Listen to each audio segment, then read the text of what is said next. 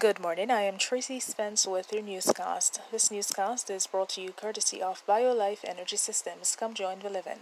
Call them at 800-875-5433. USA Credit Repair, the key to beautiful credit. You may call them at 800-786-1330. Cruising with the Case Handler, a show on personal injury and immigration, weekdays 9:30 a.m., on Saturdays 7 p.m. and 12 noon on Sundays. And now for the news in details. Peter Knight, the Chief Executive Officer of Jamaica's National Environment and Planning Agency, NEPA, was on Wednesday grilled about the extension granted for the payment of the $40 million environmental performance bond by Bengal Development Limited. Bengal Development has been granted a permit to mine in the Dry Harbor Mountain in St. Anne. Payment of the bond related to the permit was due last week. When questioned by Michael Phillips, who is chairman of Parliament's Public Administration and Appropriations Committee, PAAC, Mr. Knight said he could not recall the reason given by Bengal Development for the 60-day extension. But Mr. Phillips was adamant Mr. Knight's excuse was unreasonable and a little bit surprising. The NRCA, or National Resources Conservation Authority, is an arm of NEPA with responsibility for environmental management and conservation. Earlier this week, opposition spokesperson on the environment, Senator Sophia Fraser-Binns, said the Prime Minister must tell the country the reasons given in the request for an extension of the bond payment deadline. The Jamaica Manufacturers and Exporters Association, JMEA, says while it fully supports and is committed to playing its part in the efforts to put measures in place to protect and preserve the environment, measures employed must be administered in a practical and balanced manner to achieve the desired outcome, while ensuring the sustainability of the local productive sector.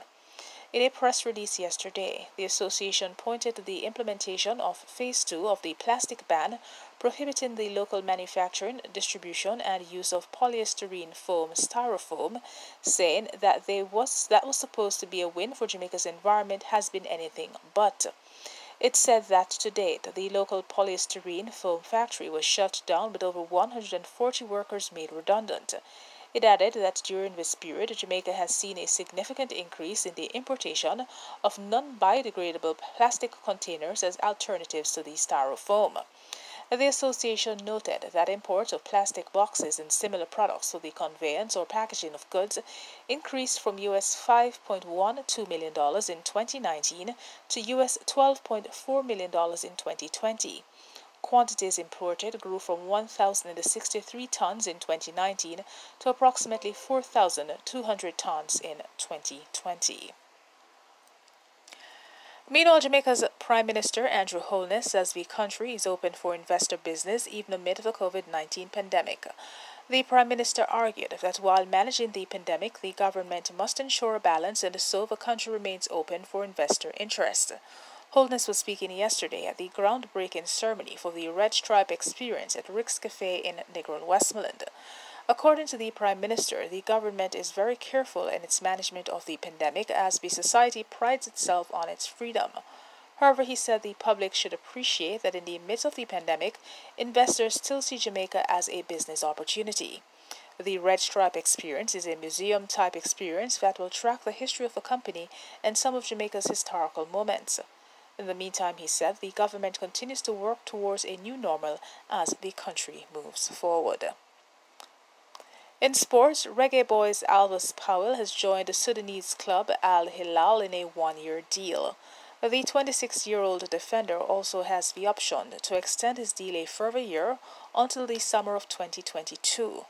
This move comes after Powell was released by Inter Miami FC in Major League Soccer last month. This move also ends Powell's 8-year spell in North America, where he played for the likes of Portland Timbers, Sacramento Republic, FC Cincinnati, and Inter Miami. Powell will also be playing in the African Champions League with Al Hilal starting on February 12.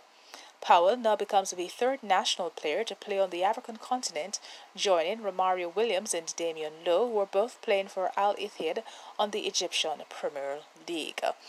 And that is it for the news.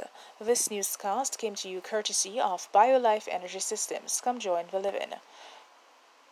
Call them at 800-875-5433. USA Credit Repair, the key to beautiful credit.